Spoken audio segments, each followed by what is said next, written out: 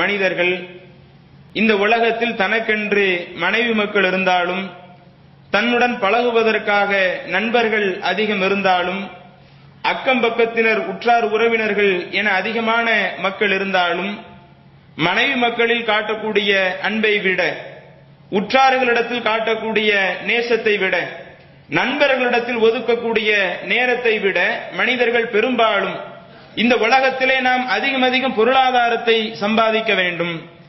இந்த உலகத்திலே ஒரு மதிப்புமிக்க ஒரு பதவியிலே, அது அரசியலில் இருந்தாலும் பரவாயில்லை, அல்லது ஆன்மீகத்தில் இருந்தாலும் பரவாயில்லை, அல்லது ஒரு அரசாங்கத்தினுடைய உயர் பதவியாக இருந்தாலும் பரவாயில்லை, எனக்கு ஒன்று பொருளாதாரம் முக்கியம், அல்லது இந்த உலகத்தில் கிடைக்கக்கூடிய பதவி சுகம் முக்கியம் என்பதைத்தான் மனிதன் அதிகம் விரும்பக்கூடியவனாக இருக்கிறான். இதிலே மனிதன் எந்த அளவிற்கு உச்சகட்டத்தில் இருக்கிறான் என்றால், சில நேரங்களில் தன்னுடைய தன்மான உணர்வை இழந்தால்தான், தன்னுடைய சுயமரியாதையை இழந்தால்தான் தனக்கு அதிகம் பொருள் கிடைக்கும், அல்லது தனக்கு ஒரு பதவி கிடைக்கும் என்று வந்தால் கூட சுயமரியாதைக்கு முக்கியத்துவம் தர வேண்டுமே. அவன் சுயமரியாதைக்கு முக்கியத்துவம் தராமல், எனக்கு தன்மான இல்லாட்டும் பிரச்சனை இல்லை, 4 பேர் என்னை இழிவாக பேசினாலும் பிரச்சனை இல்லை, எனக்கு காசுதான் முக்கியம், எனக்கு பதவிதான் முக்கியம் என்று சுயமரியாதையை விட, தன்மானத்தை விட, பொருளாதாரத்தையும் பதவி சுகத்தையும் தான் இன்றைக்கு மனிதன் விரும்பிக் கொண்டிருக்கிறான். இன்னும் சொல்ல போனால், இன்னைக்கு பொருளாதாரம் சம்பாதிப்பதே பல்வேறு விதமான தவறுகள் மனுஷன் ஈடுபடுறான்ல. இப்படி ஈடுபடும் பொழுது தான் செய்வது தவறு என்று உணர்ந்துதான் செய்கிறான். இன்றைக்கு ஒருவன் ஒரு அதிகாரத்திலிருந்து ஊழல் பண்றான்னு வைங்க, ஊழல் பண்ணக்கூடியவனுக்கு இது சரின்னு அவன் சரி காணுவானா? ஊழல் பண்ணுவது தப்பு தான், மக்களுடைய பொருளாதாரத்தை எடுத்துக்கொள்வது தவறு என்று உணர்ந்துதான் அந்த தவறை செய்வான். அதே மாதிரி மோசடி பண்றான், மோசடி பண்ணி சம்பாதிக்கிறான், மோசடி செய்வது தவறு என்பதை உணர்கிறான், லஞ்சம் கொடுக்கிறான், லஞ்சம் வாங்குறான், இதை தவறு என்று உணர்ந்து செய்கிறான். ஆனால் சுயமரியாதையை இழந்து பொருளாதாரத்தை பெற நினைக்கிறானே, ஒரு பதவியை பெற நினைக்கிறானே, இதை ஒரு தவறாகவே மனிதன் கருத மாட்டேங்கிறான்.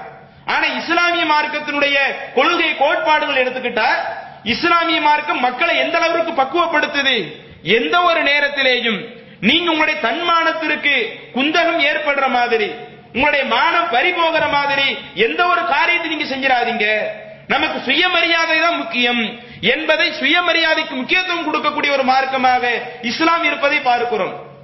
புகாரி போன்ற ஹதீஸ் கிரந்தங்களில் பதிவு செய்யப்பட்ட ஒரு செய்தி, அபு சுஃபியான் அவங்க பின்னாடி இஸ்லாத்துக்கு வர்றாங்க. ஆரம்பத்தில் இஸ்லாத்தை ஏற்காத நேரத்தில் வேலை நிமித்தமாக ஒரு ஏரியாவுக்கு போகும் பொழுது அங்கு ஹிருக்கல் மன்னர் அபு சுஃபியானை அழைத்து விசாரிக்கிறார். ஏதோ முகமதுன்னு உங்க ஏரியாவில் இருக்கிறாங்களாமே, மக்காவில் பிறந்து தன்னை இறை தூதர்னு சொல்றாங்களாமே, அந்த முகமது மக்களிடத்தில் என்ன பிரச்சாரத்தை முன்வைக்கிறாங்க என்று அபு சுஃபியானிடம் கேள்வி கேட்கும் பொழுது, அப்ப அபு சுஃபியான் அவர் பதில் சொல்லுகிறார். மாதா யஅமுருக்கும், ஹிருக்கல் கேட்கிறார், அந்த இறை தூதர்னு சொல்லக்கூடிய முகமது உங்களுக்கு என்னதான் ஏவராரு என்று கேட்கும் பொழுது அதற்கு அபு சுஃபியான் சொல்லக்கூடிய ஒரு பதில், உஅ்புதுல்லாஹ வஹ்தஹு, நீங்கள் இறைவன் ஒருவனை வணங்க வேண்டும், வலா துஷ்ரிகு பிஹி ஷைஆ, அந்த இறைவனுக்கு யாரையும் எதையும் இணை கற்பிக்க கூடாது, வத்ருக்கு மா யகூலு ஆபாஉக்கும், உங்களுடைய முன்னோர்கள் இதற்கு முன்பாக எதையெல்லாம் சொல்லி வந்தார்களோ அதையெல்லாம் நீங்க பின்பற்றக்கூடாது, முன்னோர்கள் சொன்ன செய்திகளை எல்லாம் நீங்கள் விட்டுவிட வேண்டும். இப்படி அந்த இறை தூதர் மக்களிடத்தில் பிரச்சாரம் பண்றாரு என்று அபு சுஃபியான் சொல்லிவிட்டு அதற்கு அடுத்து சொல்லுகிறார், வயஅமுருனா, அந்த இறை தூதர் எங்களுக்கு ஏவுறாங்க, பிஸ்ஸலாத்தி, நாங்கள் தொழுக வேண்டும் என்று எங்களுக்கு தொழுகை ஏவுறாங்க, வஸ்ஸித்கி, நேர்மையாக நடக்க வேண்டும் என்று எங்களுக்கு ஏவுறாங்க, அதே போல வல் அஃபாஃப, சுயமரியாதையோடு இருக்கணும், எந்த ஒரு நேரத்திலும் சுயமரியாதை இழந்துடக்கூடாது, சுயமரியாதை ரொம்ப முக்கியம் என்றும் அந்த இறை தூதர் எங்களுக்கு உத்தரவிடுறாங்க என்று சொல்லிவிட்டு வசிலா, அதே போல உறவினர்களையும் இணைத்து வாழ வேண்டும் என்று இறை தூதருடைய பிரச்சாரம் இப்படி இருந்தது என்று அபு சுஃபியான் ஹிருக்கல் மன்னருக்கு பதில் அளிக்கிறார். இந்த செய்தியை எடுத்து பார்க்கும் பொழுது இஸ்லாமிய மார்க்கம் சுயமரியாதைக்கு எந்த அளவுக்கு முக்கியத்துவம் கொடுக்கிறது. வெறுமனே நீங்க அல்லாஹ்வை மாத்திரம் வணங்கினா போதும், இறைவனுக்கு இணை கற்பிக்காம இருந்தா போதும், தொழுதா போதும், நோன்பு வச்சா போதும் என்று ஆன்மீகத்தை மாத்திரம் சொல்லக்கூடிய ஒரு மார்க்கம் நம்மளுடைய மார்க்கம் அல்ல. நம்மளுடைய மார்க்கத்தை பொறுத்தவரையில் நம்மளுடைய மார்க்கத்தில் ஆன்மீகமும் சொல்லப்படுகிறது. அதே போல ஒரு மனிதன் இந்த உலகத்தில் நிம்மதியாக சுய கௌரவத்தோடு வாழ வேண்டும் என்றால் அதற்குரிய வழிவகையும் நம்முடைய மார்க்கத்தில் சொல்லப்படுகிறது. அதே மாதிரி இன்னொரு செய்தி, முஸ்லிம் என்ற ஹதீஸ் கிரந்தத்தில் பதிவு செய்யப்பட்ட ஒரு செய்தி. ஒரு 9 நபர் ஹதீஸ்ல 3 விதமா வருது. 9 நபரா, 8 நபர்களா, 7 நபர்களா என்று அந்த 3 விதமாக வருகிறது. அப்ப சில தோழர்கள் அல்லாஹ்வின் தூதர்கிட்ட வர்றாங்க. அல்லாஹ்வின் தூதர்கிட்ட வந்த உடனே நபி ஸல்லல்லாஹு அலைஹி வஸல்லம் அந்த தோழர்களை பார்த்து கேட்கறாங்க, நீங்க என்னிடத்துல உறுதிமொழி கொடுக்க மாட்டீங்களா? நான் இஸ்லாத்துக்கு வர்றேன், என்னிடத்துல நீங்க பையத் செய்ய மாட்டீங்களா என்று நபி ஸல்லல்லாஹு அலைஹி வஸல்லம் அவர்கள் அங்க வந்து அந்த ஆட்களிடத்துல சொல்றாங்க. அப்ப அந்த தோழர்கள் சொல்லக்கூடிய பதில், நாங்க உறுதிமொழி கொடுக்கிறோம் என்று சொல்றாங்க. நபி ஸல்லல்லாஹு அலைஹி வஸல்லம் இரண்டாவது தடவை கேட்கறாங்க, நீங்க என்கிட்ட உறுதிமொழி கொடுக்கறீங்களா? நாங்க தர்றோம். மூணாவது ரசூலுல்லாஹ் கேட்கறாங்க. மூன்றாவதும் அந்த தோழர்கள் சொல்லுகிறார்கள், அல்லாஹ்வின் தூதரே, நாங்க இங்க கையை நீட்டிட்டோம், எதை சொல்லி நாங்க உறுதிமொழி கொடுக்கணும்? நாங்க எந்த வாசகங்களை சொல்லி பையத் செய்யணும்? அதற்குரிய வாசக முறையை சொல்லித்தாங்க என்று கேட்கும் பொழுது அப்போது அல்லாஹ்வுடைய தூதர் சொல்லுகிறார்கள், அலா அன் தஅபுதுல்லாஹ், நீங்கள் இறைவனையே வணங்க வேண்டும், வலா துஷ்ரிகு பிஹி ஷைஆ, அந்த இறைவனுக்கு யாரையும் இணை கற்பிக்க கூடாது என்று என்னிடத்தில் உறுதிமொழி கொடுங்கள் என்று சொன்ன அல்லாஹ்வுடைய தூதர் அதற்கடுத்து 5 நேரம் தொழுக சொல்லி சொல்றாங்க. இப்படி எல்லாம் சொல்லிட்டு அடுத்து கொஞ்சம் மெதுவான சப்தத்துல சொல்றாங்க, நாங்க மக்கள்கிட்ட எதையுமே கேட்க மாட்டோம், நாங்களே எங்க வாழ்க்கையை கரெக்டா பார்த்துக்கிடுவோம், சுயமரியாதையோடு நாங்க நடந்துக்கிடுவோம், எங்க சுயமரியாதையை அடகு வைத்து அடுத்தவங்கள்ட்ட வந்து நிக்க மாட்டோம், இதையும் சேர்த்து என்னிடத்துல உறுதிமொழி கொடுங்க என்று அல்லாஹ்வின் தூதர் புதிதாக இஸ்லாத்திற்கு ஏற்க வந்த அந்த தோழர்களிடத்துல இப்படி சொல்லி ஒரு உறுதிமொழி வாங்குறாங்க. அப்ப ஒருவர் முஸ்லிமாக மாறுகிறார் என்றால், இஸ்லாமிய மார்க்கத்தை ஏற்றுக்கொள்கிறார் என்றால், இஸ்லாமிய மார்க்கத்தை ஏற்றுக்கொள்ளக்கூடியவருக்கு இஸ்லாமிய மார்க்கம் அடிப்படையில் எந்த தகவலை சொல்லுது? நீங்க கடைசி வரை சுயமரியாதையோடு இருக்கணும். அதனால தான் அந்த ஹதீஸினுடைய பிற்பகுதியில பார்க்கிறோம், அவுஃப் இப்னு மாலிக் என்று சொல்லக்கூடிய தோழர் அந்த ஹதீஸ் அறிவிக்கிறாங்க. இந்த சஹாபி கடைசி சொல்றாங்க, இப்படி நபி ஸல்லல்லாஹு அலைஹி வஸல்லம் உறுதிமொழி கொடுத்தாங்களே, இந்த தோழர்களை பின்னாடி உள்ள காலகட்டத்தில் நான் பார்த்தேன். அதுல சில ஆட்கள் எந்த அளவுக்கு நடந்தாங்கன்னா, அவங்க கையிலிருந்து ஒரு சாட்டை கீழே விழுந்தா கூட, கீழே விழுந்த சாட்டை என்கிட்ட எடுத்து தாங்கன்னு அடுத்தவங்கள்ட்ட கேட்க மாட்டாங்களா? ஒரு சாட்டை கீழே விழுது, ஒரு பொருள் கீழே விழுது, கீழே விழக்கூடிய பொருளை எனக்கு எடுத்து தாங்கன்னு சொல்றது ஒரு பெரிய விஷயமா? அது ஒரு அற்பமான ஒரு விஷயம் தானே. ஆனா அதை கூட அடுத்தவங்கள்ட்ட கேட்க மாட்டோம், அதையே நாங்களா செஞ்சுக்கிடுவோம் என்ற அளவிற்கு அந்த தோழர்கள் பின்னாடி மாறி வந்தாங்க என்றெல்லாம் நாம் வரலாறுகளிலே பார்க்கிறோம். அப்ப இது நமக்கு உணர்த்தக்கூடிய முக்கியமான செய்தி என்ன? முஸ்லிம்களாக வாழக்கூடிய நாம் எந்த ஒரு நேரத்திலேயும் நம்முடைய சுயமரியாதையை அடகு வைத்து விடக்கூடாது, சுயமரியாதையோடு தன்மானத்தோடு வாழக்கூடியவர்களாக இருக்கணும். ஆனா இன்னைக்கு நம்முடைய நிலை அப்படித்தான் இருக்குதா? முஸ்லிம் குடும்பங்களை எடுத்து பாருங்க, இன்றைக்கு முஸ்லிம் குடும்பங்களில் என்னெல்லாம் நடக்குது? ஒருவரை இன்னைக்கு அவங்க பெற்றோர்கள் படிக்க வைக்கிறாங்க, சிரமப்பட்டு தான் படிக்க வைக்கிறாங்க, ஏதோ அவங்களால இயன்ற அளவிற்கு இன்ஜினியராக பிள்ளைய உருவாக்குறாங்க, அல்லது இன்ஜினியர் படிக்க வைக்காட்டு கூட வேற ஒரு படிப்பு படிக்க வைக்கிறாங்க. இப்படி படிச்சு முடிச்ச உடனே நம்முடைய சமுதாயத்தில் இன்றைக்கு சில இளைஞர் பட்டாளம் இருக்கிறார்கள். எப்படி இருக்கிறாங்க? படிச்சு முடிச்சு வேலைக்கு போகணுமா இல்லையா? சரி, சிரமப்பட்டு கஷ்டப்பட்டு படிக்க வச்சு நம்முடைய பெற்றோர்களை இனிமே சிரமப்பட விடக்கூடாது, இனிமே நம்ம அவங்க தயவுல இருக்கக்கூடாது, நம்ம உழைச்சு நம்ம பெற்றோருக்கு கொடுக்கிற அளவுக்கு வரணும் என்று மாறி வரணும் இல்ல? அப்படி மாறி வர மாட்டேங்கிறாங்க. ஒரே ஊருக்குள்ள சுத்துறது, அங்க முக்குக்கு முக்கு நின்று பேசுறது, இப்படி பேசி ஒரே ஊர் நாயத்தை எல்லாம் பேசிவிட்டு கடைசி வரை வேலைக்கு போக மாட்டேங்கிறாங்க. என்னன்னு பார்த்தா, நாங்க படிச்ச வேலை எங்களுக்கு கிடைக்க மாட்டேங்குது, அல்லது இந்த வேலை கிடைச்சா கூட நாங்க எதிர்பார்த்த சம்பளம் எங்களுக்கு கிடைக்க மாட்டேங்குது. என்னுடைய நண்பன் எல்லாம் எவ்வளவு சம்பளம் வாங்குறான், எனக்கு வரக்கூடிய சம்பளம்ல ரொம்ப கம்மியா சொல்றாங்க, அதனால எனக்கு அந்த வேலைக்கு போக விருப்பம் இல்ல. கஷ்டப்பட்டு பெற்றோர்கள் படிக்க வைத்ததும் இல்லாம அதையும் தாண்டி பெற்றோர்களுக்கு சுமையாக இருக்கக்கூடியதை இன்னைக்கு நம்ம சமூகத்தில் பார்க்கிறோமே. அப்ப இளைஞர் வட்டத்தில் இந்த அளவுக்கு தன்மான வேணுமா இல்லையா? சரி, எவ்வளவு நாள் தான் நம்ம பெற்றோர்கள் நம்மளை படிக்க வைப்பாங்க? நம்ம எத்தனை நாள் தான் நம்ம பெற்றோர்கிட்ட உதவி வாங்க முடியும்? எவ்வளவு நாள் தான் பெற்றோருடைய பராமரிப்புல நம்ம இருக்க முடியும்? நம்ம பெற்றோருக்கு எப்ப கொடுக்கிற மாதிரி ஒரு நிலை வரணும் என்றெல்லாம் யோசிக்கணுமே இல்லையா? அந்த யோசனையை இன்றைக்கு நம்மள சில ஆட்களிடத்தில் வர மாட்டேங்குது. ஏனென்றால் சுயமரியாதையை பற்றி புரியாத காரணத்தினால், இஸ்லாமிய மார்க்கம் தன்மானத்திற்கு எந்த அளவுக்கு முக்கியத்துவம் கொடுத்திருக்கிறது என்பதை புரியாத காரணத்தினால் இன்றைக்கு இந்த மாதிரி நடந்துகிட்டு இருக்கிறாங்க. இன்னும் சில ஆட்களை பார்த்தா அண்ணனுடைய தயவிலேயே இருக்கிறது, தம்பியுடைய தயவிலே இருக்கிறது. அண்ணன் தான் நிறைய காசு வச்சிருக்கிறான்ல, தம்பி தான் நிறைய காசு வச்சிருக்கிறான்ல, எப்ப எது கேட்டாலும் அண்ணன் வாங்கி தர்ற, தம்பி வாங்கி தர்ற, நம்ம எதுக்கு வேலைக்கு போகணும்? எல்லாம் நம்ம அடுத்தவங்களே பார்த்துக்கிடுவோம். இப்படி மற்றவர்களை நம்பி நம்பி இருக்கிறோமே. இது போன்ற ஒரு நிலை நம்மளுடைய வாழ்க்கையில் இருந்திடக்கூடாது. கொஞ்சம் அல்லாஹ்வின் தூதருடைய வாழ்க்கை எடுத்து பாருங்க. நபி ஸல்லல்லாஹு அலைஹி வஸல்லம் அவர்கள் எந்தெந்த தருணங்களில் ஒருவன் சுயமரியாதை இழக்கிற மாதிரி வருமோ அந்தந்த தருணங்கள் நபி ஸல்லல்லாஹு அலைஹி வஸல்லம் அவர்கள் எப்படி எல்லாம் மக்களுக்கு வழிகாட்டுறாங்க தெரியுமா? புகாரி என்ற ஹதீஸ் கிரந்தத்தில் பதிவு செய்யப்பட்ட ஒரு செய்தி. சில அன்சாரி தோழர்கள் அல்லாஹ்வின் தூதர்ட்ட வந்து, அல்லாஹ்வின் தூதர் எங்களுக்கு ஏதாவது பொருளை கொடுங்கன்னு கேட்கறாங்க. நபி ஸல்லல்லாஹு அலைஹி வஸல்லம் இருக்கிற பொருளை கொடுத்துறாங்க. சும்ம சஅலுஹு, ஒருக்க வாங்கிட்டாங்க, சும்மா இருக்க வேண்டியதானே. ரெண்டாவது தடவை அந்த தோழர்கள் கேட்கறாங்க, நபி ஸல்லல்லாஹு அலைஹி வஸல்லம் ரெண்டாவது தடவை கொடுக்கறாங்க. இப்படியே கேட்டுக்கிட்டு இருக்காங்க. எந்த அளவுக்கு? ஹத்தாமா நஃபீத இந்தஹு, அல்லாஹ்வின் தூதரிடத்துல தர்மமாக கொடுக்கக்கூடிய பொருள்கள் எல்லாம் தீர்ந்து போகக்கூடிய அளவுக்கு எல்லாத்தையுமே ரசூலுல்லாஹ் வாரி கொடுக்கிற அளவுக்கு அவங்க கேட்க கேட்க ரசூலுல்லாஹ் அள்ளி கொடுத்துறாங்க. இப்படி அள்ளி கொடுத்த பிறகு அதற்கடுத்து அந்த தோழர்களுக்கு நபி ஸல்லல்லாஹு அலைஹி வஸல்லம் அவங்க உபதேசம் பண்றாங்க. இப்படி நிறைய பொருள் என்கிட்ட இருந்து வாங்கி இருக்கிறீங்க, இது உங்களுக்கு இன்பமா தான் இருக்கும், ஆனா இது ஒரு நல்ல ஒரு நிலை கிடையாது. ஒமை யஸ்தஅஃபிஃப், யார் சுயமரியாதையோடு இருக்க விரும்புறாங்களோ யுஇஃபஹுல்லாஹ், அல்லாஹ் அவரை சுயமரியாதையோடு இருக்க வைப்பான். நீங்க கேட்க கேட்க நான் கொடுத்தேன்ல, இது உங்களுக்கு சந்தோஷமா தான் இருக்கும், ஆனா உங்க சுயமரியாதை அடகு வைக்கிற மாதிரி இருக்குதே, அடுத்தவங்களுடைய தயவிலேயே நீங்க வாழணும்னு நினைக்கிற மாதிரி இருக்குதே, இப்படி நீங்க இருக்காதீங்க. யார் சுயமரியாதையோடு இந்த உலகத்தில் வாழ நினைக்கிறாங்களோ அல்லாஹ் அவர் அதே மாதிரி சுயமரியாதையோடு வாழ வைப்பான். ஒமை யஸ்தகினி, யார் ஒரு போதும் என்ற ஒரு எண்ணத்துல எனக்கு இருக்கிறது போதும், என்கிட்ட இருக்கிற பொருள் குறைவாக இருந்தாலும் நான் அதை வைத்து திருப்தி பெற்றுக் கொள்கிறேன் என்று யார் தன்னிறைவோடு இருக்க விரும்புகிறார்களோ யுகுனிகுல்லாஹ், அல்லாஹ்வும் அவரை தன்னிறைவோடு ஆக்கிடுவான். அப்ப நமக்கு சுயமரியாதை ரொம்ப முக்கியம் என்பதை அந்த சந்தர்ப்பத்தில் நபி ஸல்லல்லாஹு அலைஹி வஸல்லம் அவர்கள் சொல்றாங்க. இதே போல நபி ஸல்லல்லாஹு அலைஹி வஸல்லம் காலத்தில் நடந்த இன்னொரு சம்பவம். ஹக்கீம் என்ற ஒரு நபி தோழர், அவங்க ரசூலுல்லாஹி ஸல்லல்லாஹு அலைஹி வஸல்லம் வந்து கேட்கறாங்க, கேட்கப்ப ரசூலுல்லாஹ் கொடுக்கறாங்க.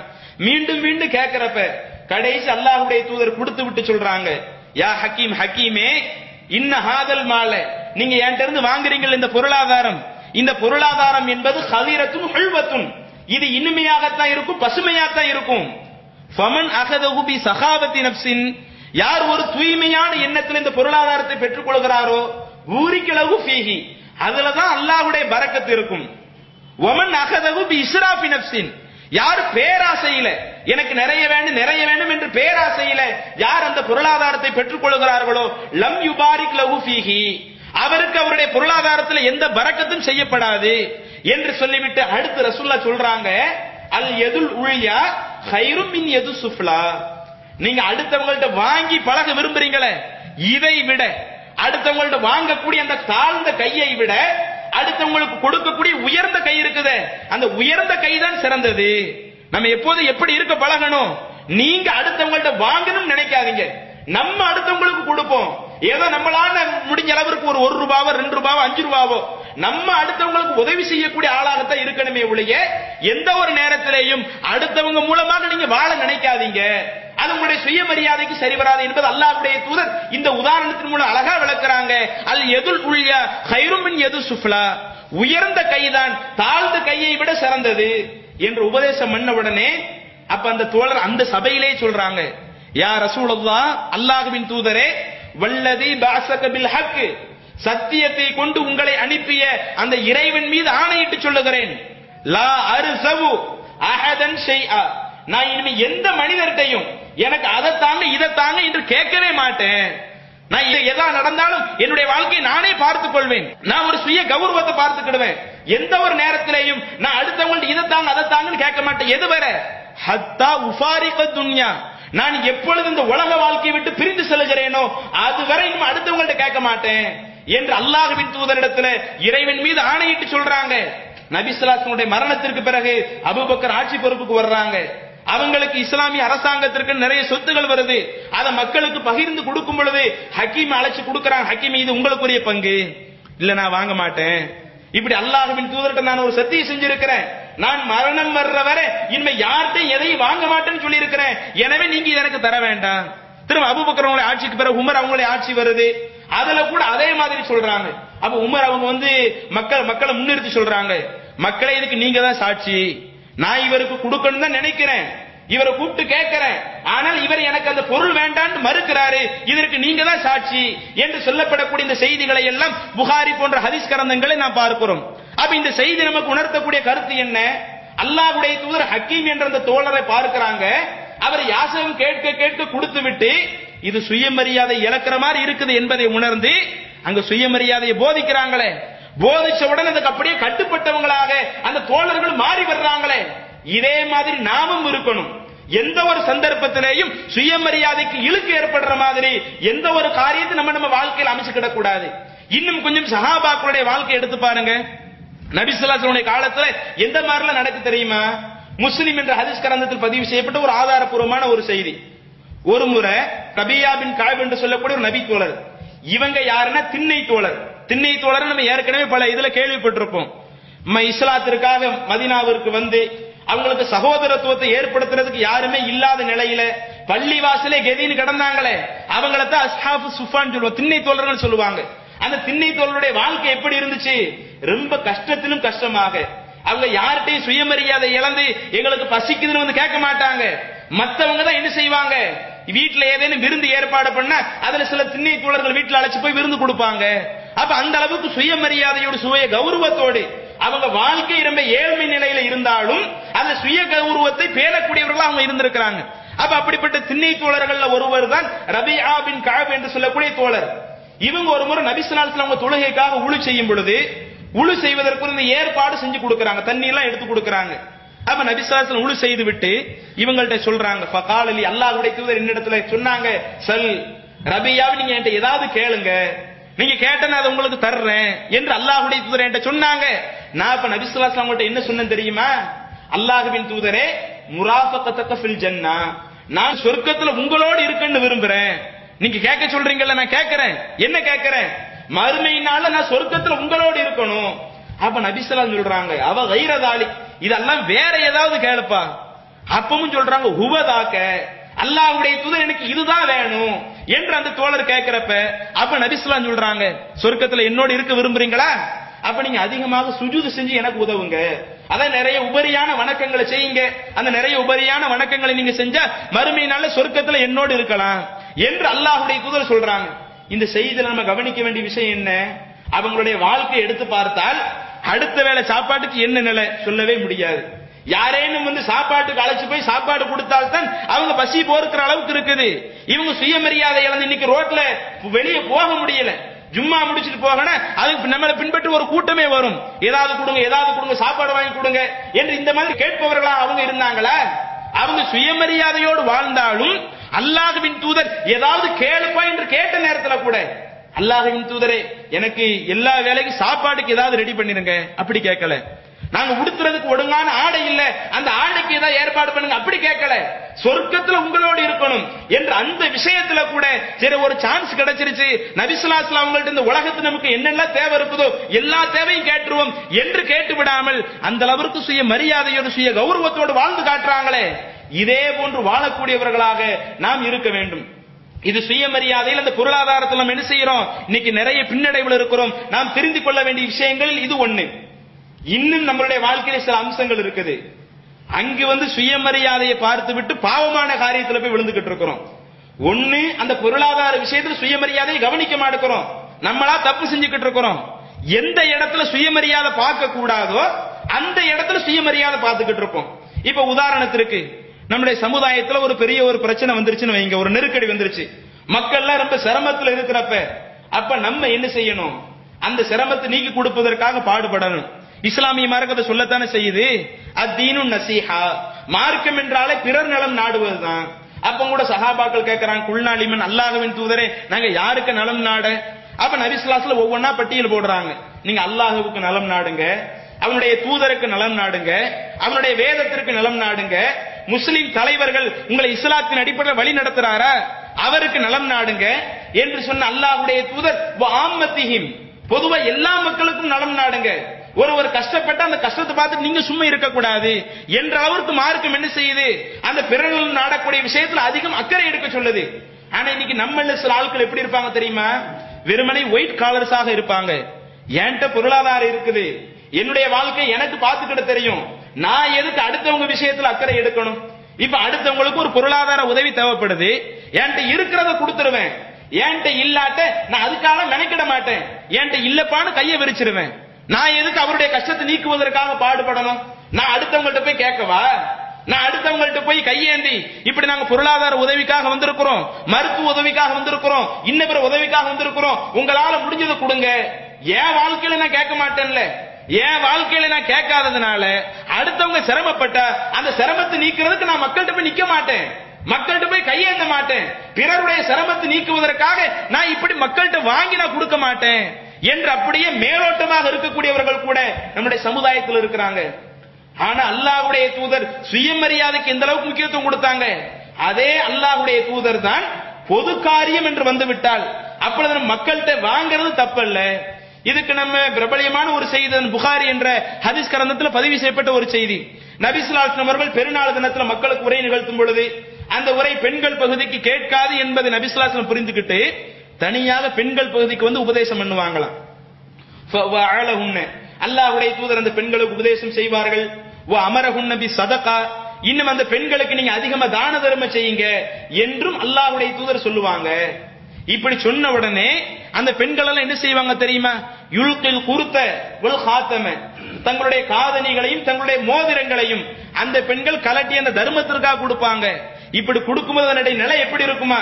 இப்படி அல்லாஹ்வுடைய தூதர் ஏவிய உடனே இன்னொரு பக்கம் பிலால் ரலியல்லாஹு அன்ஹு இருப்பாங்களாம். அவங்க தங்களுடைய ஆடையை ஏந்தி மக்களுக்கு கொடுப்பதற்காக எனக்கு உதவி செய்யுங்க. இது பிலால் அவங்க தன்னுடைய வாழ்க்கைக்காக கையேந்தினாங்களா? தன்னுடைய வாழ்க்கைக்காக கையேந்தல, அடுத்தவங்களுடைய அந்த பிறநலம் நாடுவதற்காகத்தான், மற்ற மக்களுடைய சிரமத்தை நாடுவதற்காகத்தான். இப்படி மற்ற மக்களுடைய சிரமத்தை நீக்குவதற்காக அந்த பெருநாள் தினத்தில் அல்லாஹ்வின் தூதரோடு அந்த பெண்கள் பகுதிக்கு வந்து அந்த பெண்கள் தர்மம் செய்யும் பொழுது அப்படி ஆடையேந்தி வாங்கக்கூடிய அளவிற்கு. அப்ப நம்ம பொது காரியத்தில் கீழே இறங்குறோம்னு வைங்க, அது சுயமரியாதைக்கு இழுக்கு இல்ல. ஆனா நம்ம இதை சுயமரியாதைக்கு இழுக்குன்னு பாக்குறோம். ஒரு தவறான ஒரு காரியத்தை செய்யும் பொழுது நம்ம பெற்றோருடைய உதவியை நாடிக்கிட்டு இருக்கும் பொழுது அப்ப அதுல சுயமரியாதை மீறது தெரிய மாட்டேங்குது. ஒரு பொது காரியத்துல இறங்கணும்னா அது சுயமரியாதை மீறதாவே ஆகாது. ஆனா அதுல நம்ம கௌரவம் பார்த்துக்கிட்டு இருக்கிறோம். நம்முடைய கௌரவம் என்ன ஆகிறது? நம்ம எப்படிப்பட்ட ஒரு இடத்துல இருக்கிறோம்? நம்மளே ஒரு செல்வந்த இடத்துல இருக்கிறோம், நம்ம அடுத்தவங்கள்ட்ட போய் வாங்கி இவருக்கு உதவி செய்யவா என்று இப்படி கௌரவம் பார்க்கிறோமே, இது இந்த மாதிரி கௌரவம் நம்மள்ட்ட இருக்கக்கூடாது. அதே மாதிரி பாருங்க, இன்னொரு விஷயமும் நம்மளுடைய சமுதாயத்தில் இருக்குது.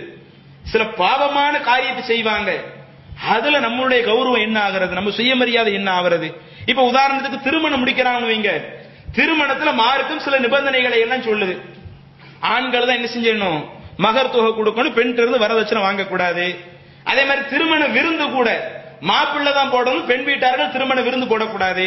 அப்படி மாப்பிள்ளையே விருந்து போடுறாருன்னா கூட அந்த விருந்து அவர் எந்த அளவுக்கு குறைத்துக் கொள்கிறாரோ, ஆடம்பரங்கள் திருமணத்தில் எந்த அளவுக்கு குறைக்கப்படுகிறதோ அதில் தான் அல்லாஹ்வுடைய பரக்கத்து இருக்கும் என்று திருமணத்திற்கு மார்க்கம் இவ்வளவு அம்சம் சொல்லுதா? இன்னைக்கு நம்ம சமுதாயத்தில் என்ன பார்ப்பாங்க, அந்த திருமணத்துல தான் குடும்ப கௌரவத்தை எல்லாம் வெளிப்படுத்துவாங்க. அதுல மார்க்கத்துக்கு மாற்றமான பெண் வீட்டு விருந்தா இருந்தா கூட ஊரையே அழைச்சி போட்டு விருந்து வைப்பாங்க, இன்னும் பெரிய அளவுல பந்தல் போடுவாங்க. அந்த திருமண செலவு என்று பார்த்தால் அந்த திருமண செலவே 2 லட்சம் 3 லட்சம் தாண்ட அளவுக்கு. அதுல கௌரவம் எப்படி வரும்? போன மாசம் தான் பக்கத்து வீட்டுல கல்யாணம் முடிச்சாங்க, அவங்களே 2 லட்சம் செலவு பண்ணாங்கன்னா இன்னைக்கு நம்ம கல்யாணம் முடிக்கிறோம், நம்ம அவங்கள விட கொஞ்சமா நம்ம 3 லட்சத்தை செலவு பண்ணுவோம், மேடைக்கு அதிகமான செலவு பண்ணுவோம், பந்தலுக்கு அதிகமான செலவு பண்ணுவோம், பேனருக்கு அதிகமான செலவு பண்ணுவோம் என்று இந்த விஷயத்துல சுயமரியாதையை பார்க்கிறோமே, இப்படி பாவமான காரியத்துல பார்க்கிறதா? அல்லது அங்க பெண் வீட்டுல விருந்து போட்டாங்க, அவங்க 500 பேருக்கு விருந்து போட்ட நம்ம எவ்வளவு பெரிய ஒரு ஆளு, நம்ம 1000 பேருக்கு விருந்து போடுவோம். இப்படி மார்க்கத்துக்கு மாற்றமான காரியத்துல நம்ம சுயமரியாதை பார்த்துக்கிட்டு இருக்கிறோமே. அப்ப இதுல எல்லாம் நம்ம கரெக்டா இருக்கணும். மார்க்கத்துக்கு மாற்றமான காரியத்துல சுயமரியாதையை பார்த்து நாம் தவறு செய்தால் நம்ம மறுமை நாள்ல இறைவனிடத்துல மாட்டிக்கொள்வோம். அதே போல நம்ம பொது காரியத்துல இறங்கி செயல்படும் பொழுது அங்க சுயமரியாதை எனக்குன்னு ஒரு கௌரவம் இருக்குது என்று கௌரவம் பார்த்து இறங்காம இருந்தா அல்லாஹ்விடத்துல குற்றவாளியாக நிற்போம். அல்லது நம்ம சம்பாதிக்கும் பொழுது சுயமரியாதையே கவனிக்காம, நம்மளுடைய அந்த உள்ளுணர்வையே கவனிக்காம, நம்ம கேவலப்படுத்தப்பட்டாலும் இழிவுபடுத்தப்பட்டாலும் நம்ம அடுத்தவங்கள்ட்ட வாங்கி நம்ம வாழ்க்கை கழிப்போம் என்று நாம் இருந்தாலும் இது நம்மளுடைய மார்க்கம் தடுத்திருக்கிறது. எனவே நாம் சுயமரியாதை உள்ளவர்களாக வாழ்ந்து அதே நிலையில் மரணிக்கக்கூடிய ஒரு பாக்கியத்தை இறைவன் நம் அனைவருக்கும் தருவானாக என கூறி எனது முதல் ஒரு நிறைவு செய்கிறேன். அஸ்ஸலாமு அலைக்கும்.